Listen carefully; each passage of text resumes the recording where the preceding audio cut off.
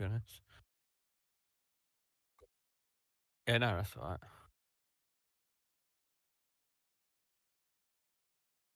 You wanna do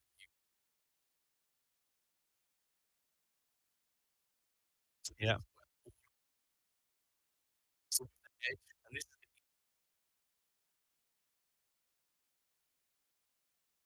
edge up with my ability, but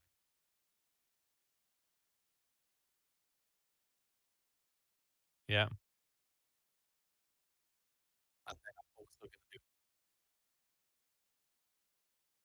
okay. I'm going to do,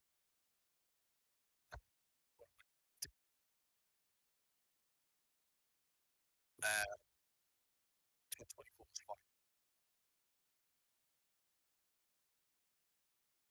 Follow the squares, Mhm.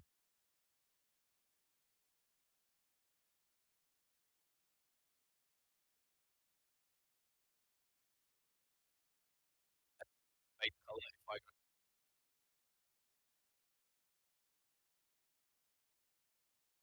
and then if I press, I'm gonna see not, Yeah,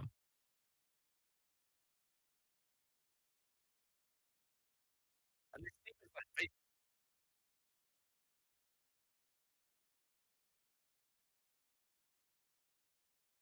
yeah, open it up. Yeah, again, if you it's hard, so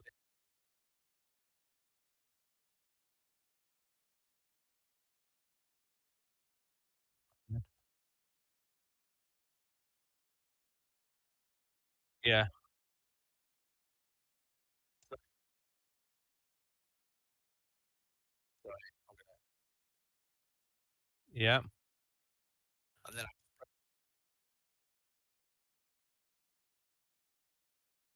so I'm gonna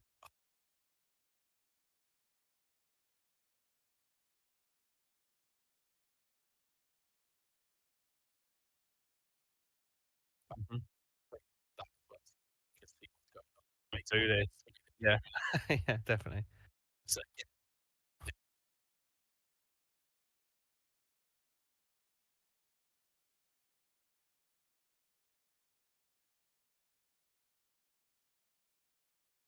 Mhm.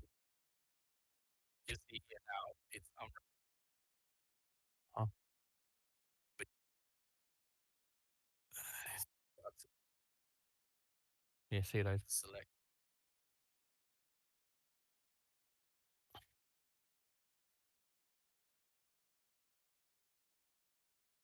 Oh, okay. and you don't want that, you No. and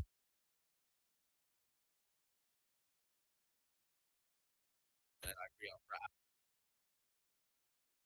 Okay, yeah. Yeah, they're all joined up.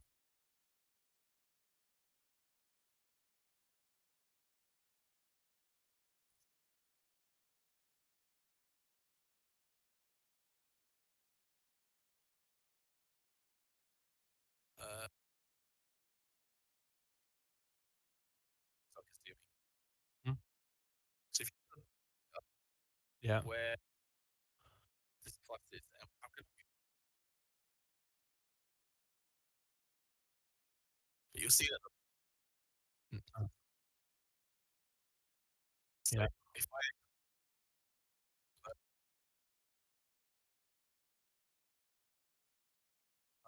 yeah,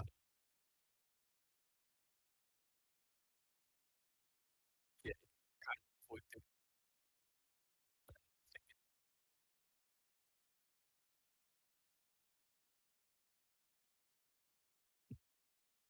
yeah, okay.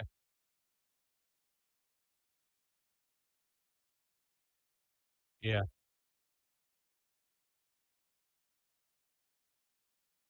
it was sharp like a sore thumb. Yeah,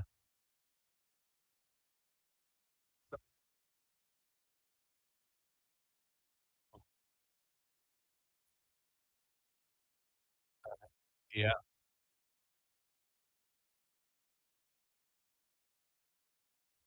yeah, It's all about.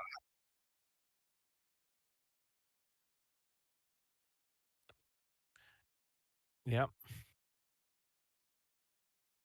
No, no, it's good. Yeah, because you're basically, or you're putting everything in my head, so I can always Google stuff and whatever else later. I mean, yeah, yeah, no, that's what you're doing is absolutely brilliant. Teach me what I actually need to know rather than me trying to search for it, not knowing what I actually need to know. Damn it. Are you trying? It's fine. It's fine because we're doing the UV again.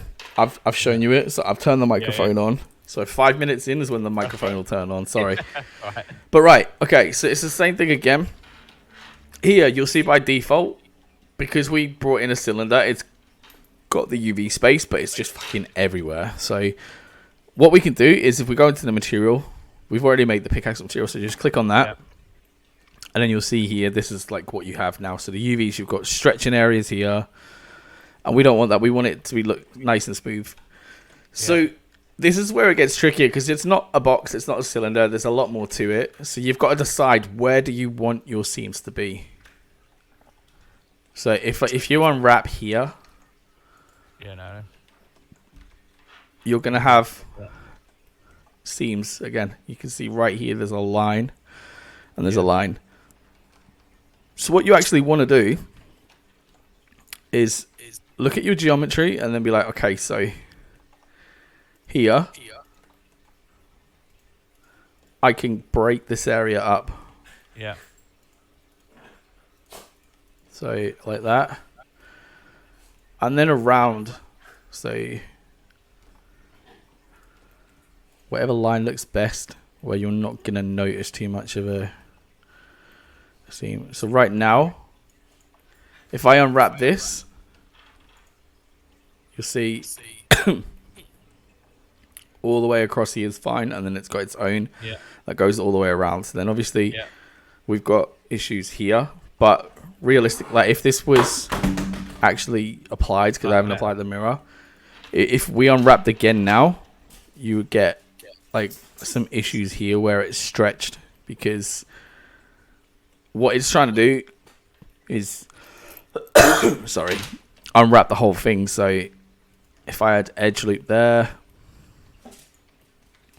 now, this one here is basically this.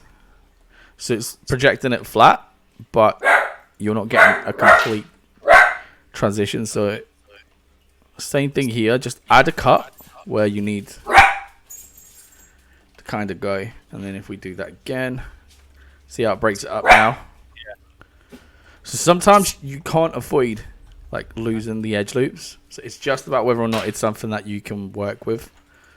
Yeah, just trying to make it as right.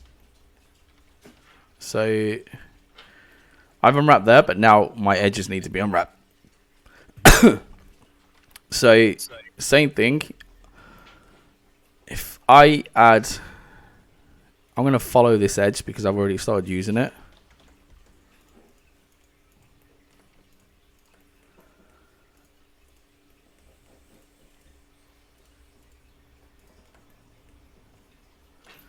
And then around the other side as well.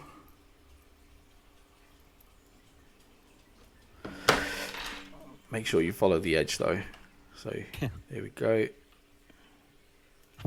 All the way up. And what this will do is this will actually cut. So now anything inside of that is going to be your UV.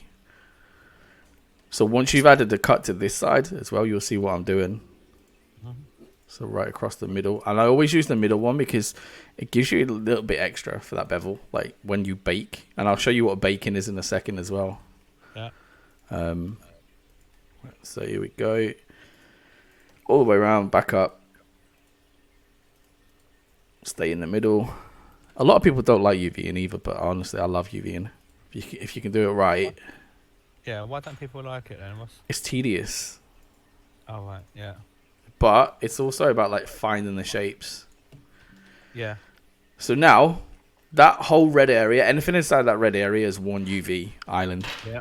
So now if I unwrap, boom, I've got go straight across there. Now Yeah, obviously the problem is here we're gonna have issues. Like if I try and unwrap that, it can work, but it's if you look here, the squares are bigger than that. Yeah. And what this is these squares show you the texture density or the textile density, and you kind of want to keep these at a similar kind of scale. So that way, when you put a metal texture, iron texture, this side's going to have a lot more iron information than the top will have because it's got less squares. Yeah. So just to do that, it's a similar thing. You want to... What I would probably do is just cut away here like this, right? And I know it's going to give you this little square bit, but it gives you this to unwrap. So if I do that, there we go. And now the squares are kind of like the same size. Yeah. And then last but not least, like the same with the back. So if you take this bit here and you close it up, instead of what it's trying to do is it's trying to take all of this and then flatten it. But if you take that bit away, so if you add a seam there, now all it needs to do is take this bit and flatten it. So without the edges, it's already kind of like at that shape. So boom. And then there we go. We're done with that. That makes sense. So the last thing I want to do before I actually export it is just... Can I just ask you a question with that as well? Yeah. Obviously, if it's metal, it's going to probably have a grain or whatever in it. So can you alter the orientation of the... Yep. Yeah, I'll show you all that. Yeah. Cool. We'll go through the whole texturing process as well. See, so like here, I've got all of my seams. You can see where the seams are and stuff. But what I need to do now is I've got my UVs for this and my UVs for this. Now, what I need to do is bring these out. Just press G and you can move them around. I'm going to bring these out of the UV island so that if I right click on both of them together and press tab, I can now edit all of the UVs together. And then what I want to do here, so I press Control and up, by the way, if you want to know how to sort of switch between the screens. Whatever screen your cursor is hovering over, if you press Control and up, it'll switch to it. Oh, brilliant, yeah.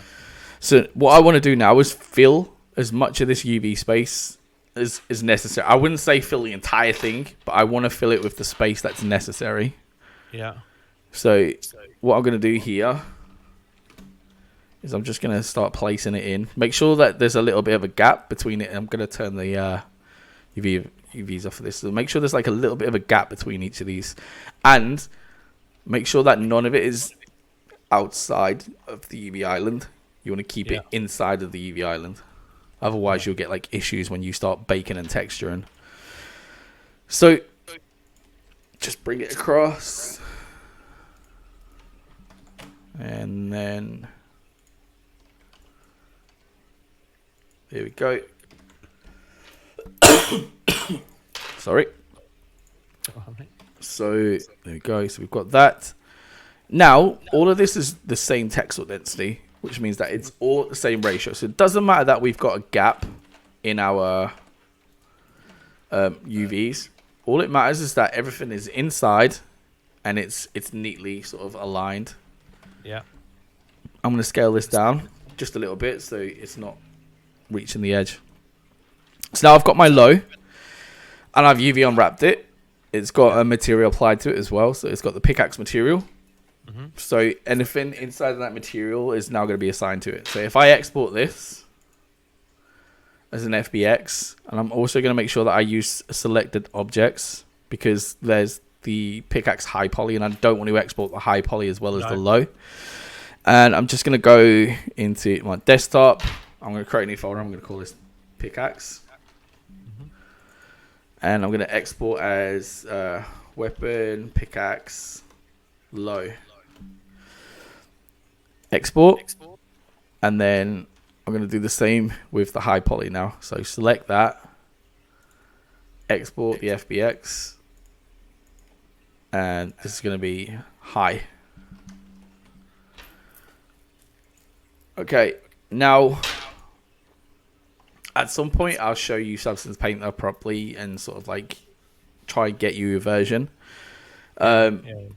realistically, when you're texturing, you want to use Substance Painter Okay. because Photoshop's like outdated for texture, and now it's sort of what you would be doing in like the early 2000s.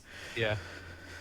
So Adobe Substance Painter now, because Adobe bought Algorithmic out, or they merged together.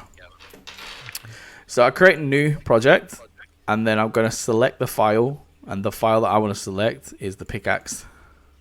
So I'm going to bring in the low poly, not the high poly. I want the low. So I bring the low in.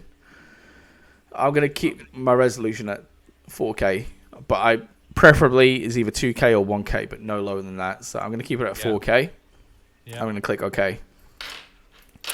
It's going to bring my low poly in, and you can see that it's all ugly and low poly. First of all, you've got just the one layer and the material. Just making sure everything's okay there. Cool. Now, what you want to do is go into the texture settings and click Bake Mesh Maps. Choose the output size. So you want to use 4K. Yeah. So the output size is basically how high of a resolution bake do you want, and you want a really high bake. So you can leave all the settings to stay off for now, because it's not something you need to worry about too much. But you can use the not the cage file here, high definition meshes. So if you click on this, you can open up the sorry, 1 second. So if you click this, you can open up the high poly. Yeah. So choose the high, and you can see now that it's got the cage of the high poly. So this cage is basically like a bloated version of the model. It just shows you kind of like the difference between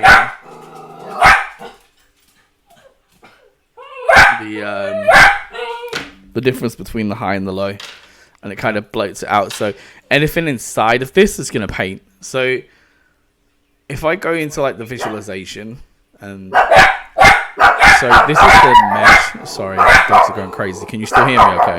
Yeah. Awesome. So the red, I'm going to do green. So the green is the actual high poly. And then the wireframe. Dogs. The low poly.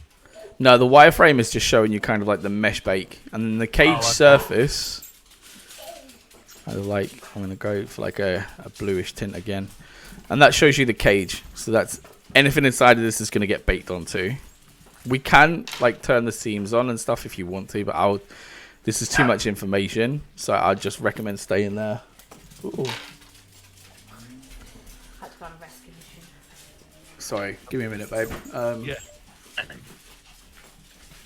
So then, yeah, you've got this. So, bake selected textures, or bake pickaxe. But right now, we only have one texture, so we can just click bake. And what it's going to do is it's going to transfer the high information onto the low. So right now, it's creating the normals. Yeah.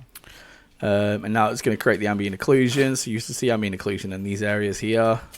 Then the curvature, well position, thickness, and we're done.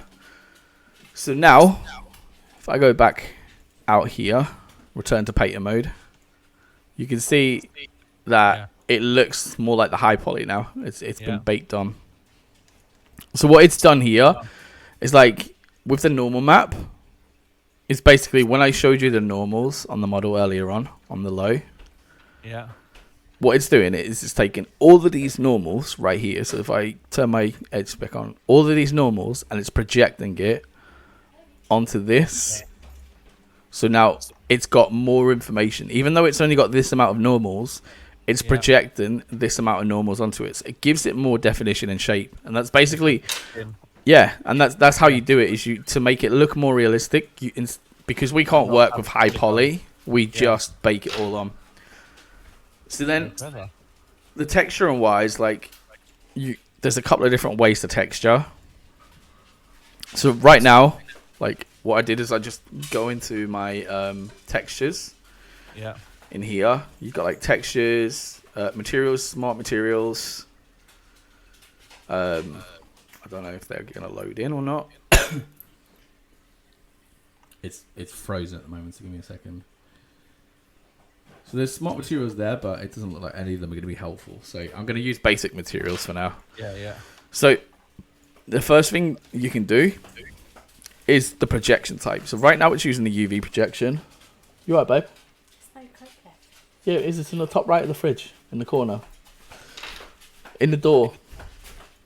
So right now, with the projection, it's using the UVs. But if I press F2, F3, F1. So if I press F1, basically it'll show you here. What it's doing is, let me go to wood. So it's trying to wrap a 1-for-1 across here, and because the grain isn't matching up on each end, you're getting this seam. So if you turn the projection to a triplanar, it will wrap the wood around, and then the seam will disappear. There we go.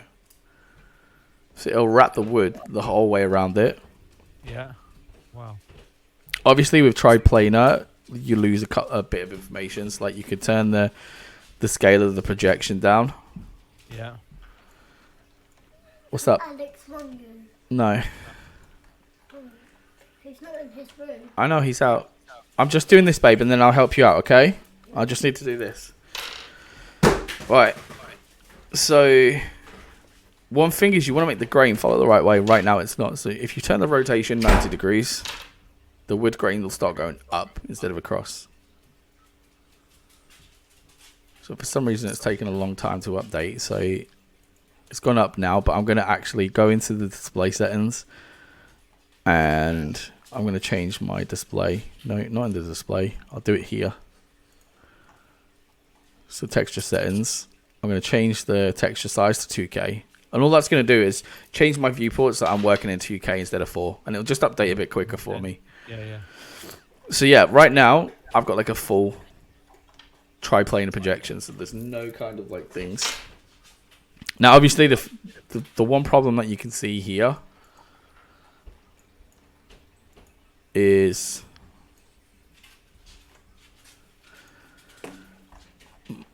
the axe is wood as well, and the axe isn't wood. So you can create a mask. If you right click, create a black mask, and what that's going to do is give you a mask for the actual asset, and you can choose where to mask. So you can either paint the mask by hand, and you see as I'm painting, it'll come up white here, but it takes a long time. So what you can do is you can actually select. Let's see if you come over here and you click this polygon fill and then choose mesh fill. So you've got difference. You've got fill mode and you can put fill by polygon, by triangle or by face or by box. And box as objects. So because these are two separate meshes, you can fill them separately. You can do UV as well, and what that'll do is just do the one UV bit for you. So now the wood is separated from the actual the metal bit as well. So then what you can do here is like you can bring out a metal iron rough I've got, so I'm going to bring that out and I'm going to place it there. Same thing now, it's going to create the entire thing's going to be iron, but I actually want to use smart materials for this. I want to use groups and I want to mask things, so I'm going to press Control and G and that's going to give me a folder. I'm going to call that iron. And that's where I'm going to add my mask to. So I'm not going to make it on an individual. I'm going to add it to the folder. So anything inside of that folder is going to be mashed just to the head. Yeah. Same for the bottom. I'm going to give that. Can I remove the mask? Yep. I'm going to remove the mask and I'm going to add the mask just here and just to the actual grip. So now, if I name that wood. So now we can kind of like start working with it. So now it's just like a basic pickaxe. But then you want to kind of like add the details and stuff like that. So triplanar. And then maybe you want it to be a bit darker. So it's not allowing me to change the wood color. Not the wood color, sorry. It's not allowing me to change the base color. So instead I'm going to right click and I'm going to add a fill. And that fill, I'm going to make sure it's just color. And then I can change the base color there. Oh, right, cool. But also make sure that's like a multiply or an overlay. Yeah, overlay. So then what that does is kind of make sure that none of this information gets lost in the fill. It just overlays it. Okay, so I could do this again. Give me a second. Got that iron rough. I'm just trying to see which one will look good.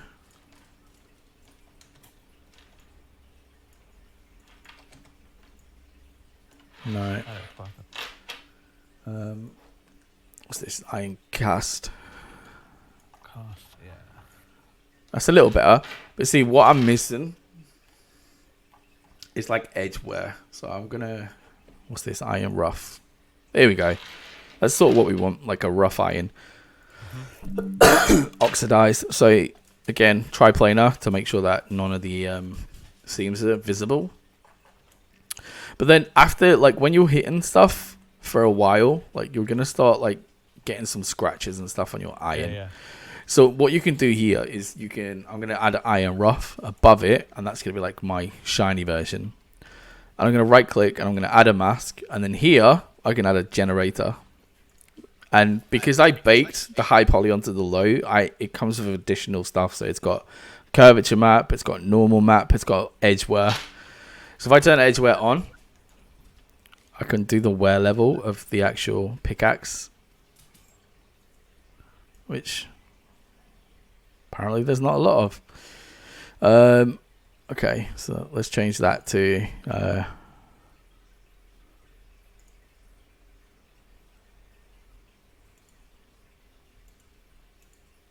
nope. Let me change this to a mass build up. Okay, there we go. So now, as I'm turning this levels up, you see it's like adding the edge wear to the actual iron. Yeah. So you can also use triplanar here and make sure that all of the edge wear on the iron's kind of like uniform. So I would definitely say grunge wise, you don't want as much grunge, but you want kind of like the metal to be damaged and scratched. And another thing that's helpful here is like change the environments that it's in to see what it looks like in different environments. Because we use something called physical based rendering now, which means that everything in the world is rendered using colors from external sources. So the environment itself. Okay, so that's nice. Yeah. Okay, so that's fine for like the iron, but then with the wood, what you want to do is duplicate the wood, and same kind of thing here is add a fill. Make sure it's just the actual base color. And what I want to do here is kind of tint it. And this is going to be kind of like the dark... sorry. The dark kind of like... Not dark, sorry. Light sun-kissed wood. Yeah. So like the normal wood, but then you'll have like a light version, which you'll see like on the top mostly. But also, as I'm looking at it, my metal's too much, so I'm going to add another... I'm going to add a fill. And this one is just going to be the roughness. But I'm actually going to type in grunge here, and I'm just going to like choose a grunge map. So it's got like fingerprints on it or something. So if I look around, you can see like there's a fingerprint there. Also, here we go. So you can see here like where it's shiny and where it's not. Yeah. I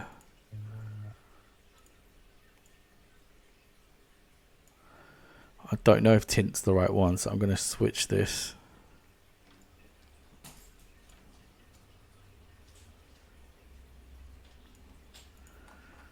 Okay, and right click, add a black mask.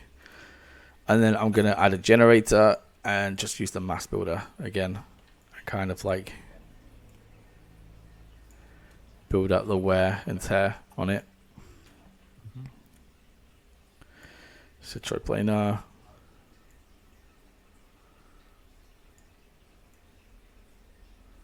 Probably turn the grunge down a bit as well.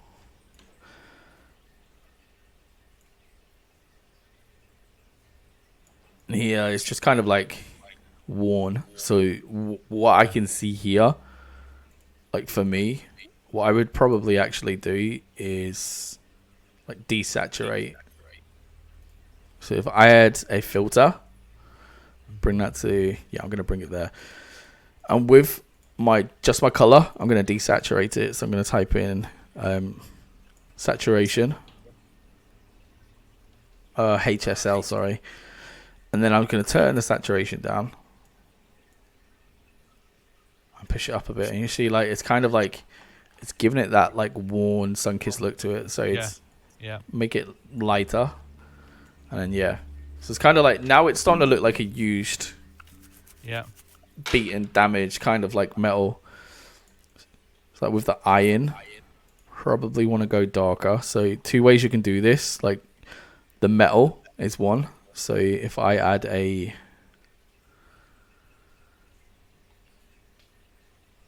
levels and then I choose metallic, I'll push the metallic down. And then I'm also going to add a fill on just the color again and just make it darker. Make sure that it's like a soft light and then turn the opacity down. There we go. So then, yeah. So we kind of like, now we have this kind of like thing that looks like a pickaxe. Yeah. So if I like bring it into like a cave environment or like,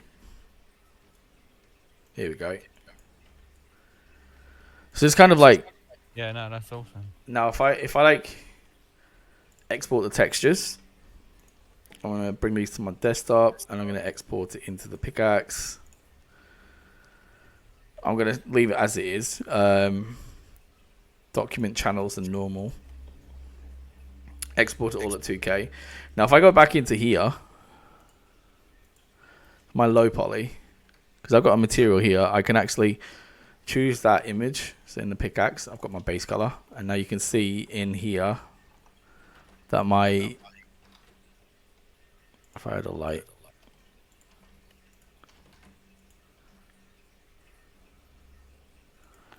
so you can see now that I've got like, this is just the base coloring, but it's following the UVs now of, where is it? There you go. So this is the UVs of the texture, and then this is what it looks like here. And that's a game ready version. So it's a lower poly version that you can put in the game. Yeah. You can kind of merge it together at this point now. So you can select them both, Control J, and then I would call this like WP weapon or tool, pickaxe, a worn, something like that. And then yeah, that's game ready now. You can import it in. There's one other thing that I'll show you as well. Yeah. And this is LODs. So most, I've heard you say about that. I've heard you talk about them before. yeah, so most assets will have like LODs to it, and what that's called is the level of detail. It's like, and what you see here is kind of like reducing the poly count.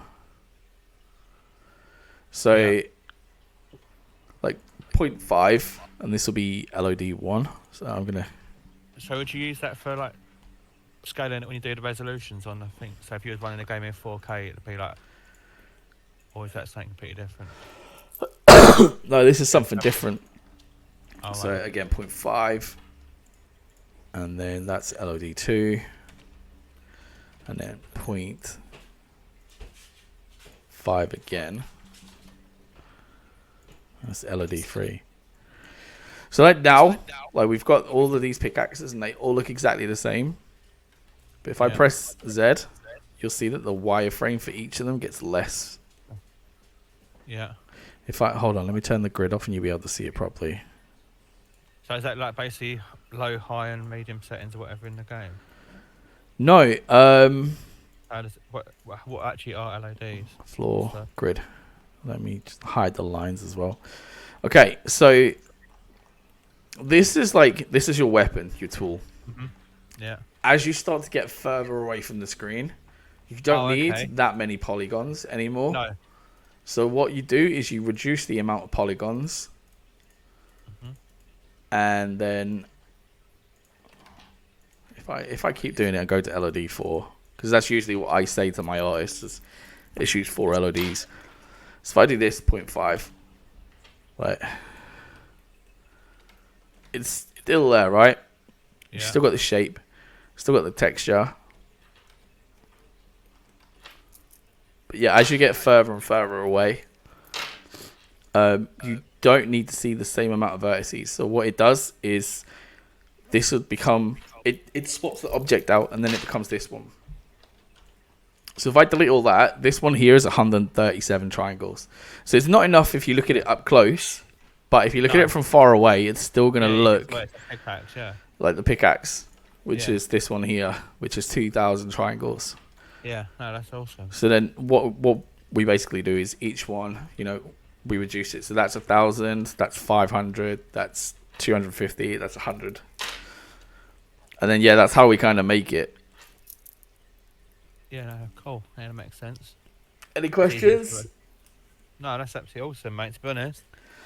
Awesome. But yeah, that's basically like a rundown of like working on an asset for a game. Obviously, I didn't record going through the model inside of it, but the texture inside still was helpful. Yeah, and the UV unwrapping is definitely helpful as well, because you don't find a lot of those videos online. No. It's hard to find. I mean, I bet trying to look